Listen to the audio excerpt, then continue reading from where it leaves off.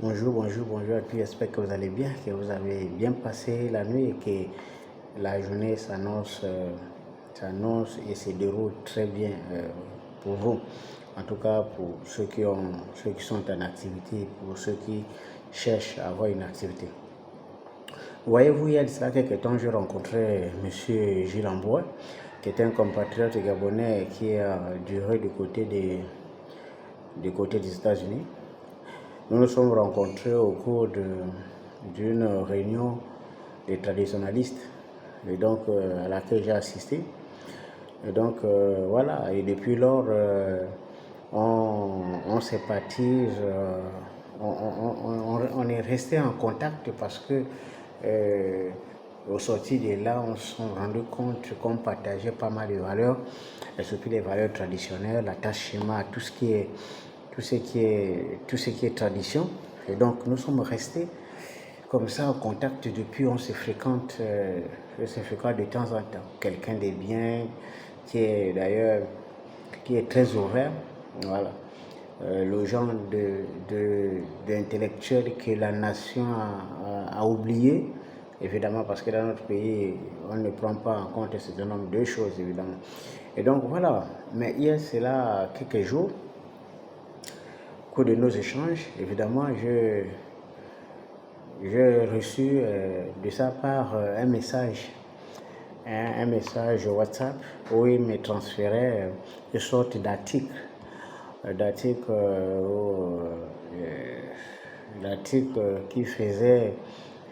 qui reprochait au ministre de l'Industrie un certain nombre de choses. Voilà. Un certain nombre de choses, une liste kilométrique des choses qu'on reprochait au ministre de l'Industrie. Entre autres, il y avait des nominations ensemble de sa famille, la mini-présence de sa femme, la gestion du fonctionnement du ministère, et puis il y a pas mal d'autres choses. Il y a aussi, ils ont aussi évoqué l'expérience politique et tout le reste. Et puis, j'ai pris connaissance du contenu des griefs reprochés au nouveau ministre de l'Industrie. Je vous rappelle que c'est un jeune docteur de Logos-Maritime. Et puis comme fidèle à mes propres convictions, moi je n'aime pas l'injustice, moi j'aime tout ce qui est juste. Et puis je me suis posé alors la question, j'ai dit mais enfin tout ce que l'on reproche au ministre actuel, est-ce que c'est nouveau? Est-ce que ceux qui ont écrit cet article, ou bien ceux qui ont écrit ce document, est-ce qu'ils vivent au Gabon ou ils vivent hors du Gabon? Parce que pour ceux qui vivent au Gabon, c'est étonnant qu'ils écrivent ce genre de choses avec autant de passion. Parce que ça soit avec le CTI ou avant le CTI, c'est la norme. Les gens nomment les parents. Et s'ils ne savent pas, mais enfin, on a décrié à travers les journaux les nominations à la primature, les nominations au CS, les nominations dans plein d'institutions où on a trouvé les gens de la même ethnie et au-delà.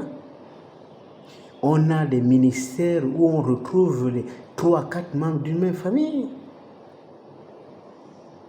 Et c'est pareil partout comme ça. Et pourtant, ça n'a pas fait l'objet d'autant de passion.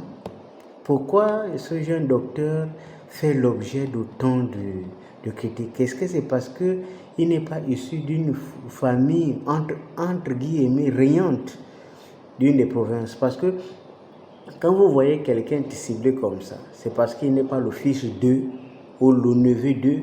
En règle générale, c'est ça. Parce que sinon, on ne comprend pas que quelque chose qui se passe ailleurs, c'est accepté, et que pour lui, ça soit quelque chose d'assez extraordinaire où tout le monde s'implique. Et d'après ce qu'on a comme information, je ne sais pas si c'est avéré, il semble que le ministre ne soit plus en fonction. Pareil. Donc l'information n'est pas avérée, je n'ai pas encore la confirmation que c'est exact. Mais si cela s'avérait être vrai, et que si c'était réel, cela suppose réellement, et ça va nous prouver que l'entourage d'Olégué a un autre agenda qui travaille contre les intérêts du président. Parce que vous ne pouvez pas, dans une situation géopolitique exacte, à quelques mois des élections et vous allez instaurer un jugement contraire à ce qui se passe. Parce que vous ne pouvez pas sanctionner quelque chose qui est autorisé ailleurs. On va penser que c'est un règlement des comptes. Parce qu'en politique, il y a des principes qu'il faut respecter.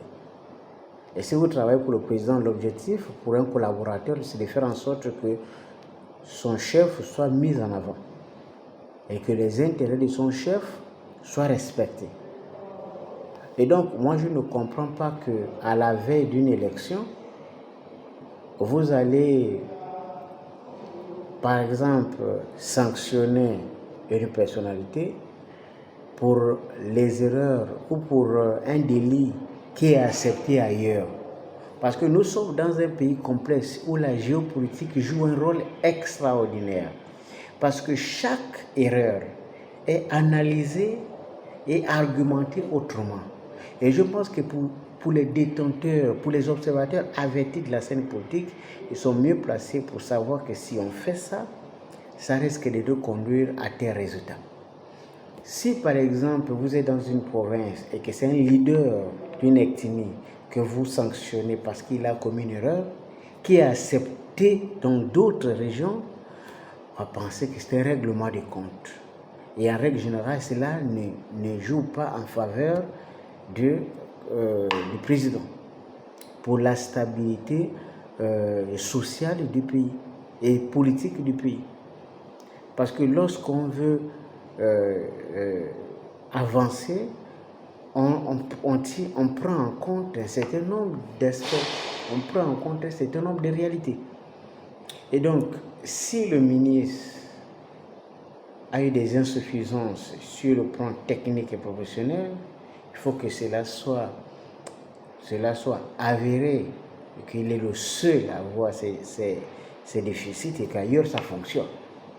Si ce n'est pas le cas, il faut bien que partout où ça s'est passé et que les ministres soient démis de leurs fonctions ou bien soient plus récemment écartés et remplacés par ceux qui ont la vision d'améliorer les choses ou bien d'éviter les mêmes erreurs.